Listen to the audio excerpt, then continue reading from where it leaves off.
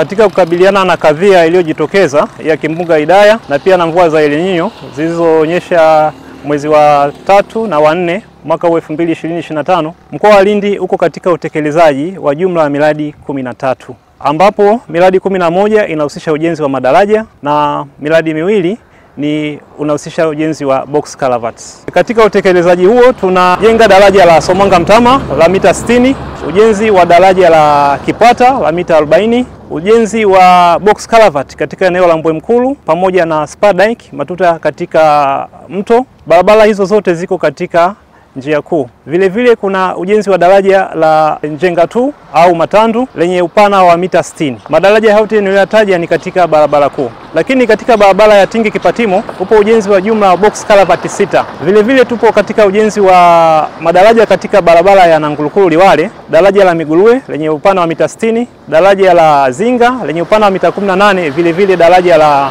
Kimambi lenye upana wa mita 39. Vile vile katika barabara ya Kilanjelanje na Michiga kuna ujenzi wa madaraja mawili, daraja la Kigombo lenye upana wa mita 25, vile vile daraja la Nakiu ambalo lina upana wa mita 70.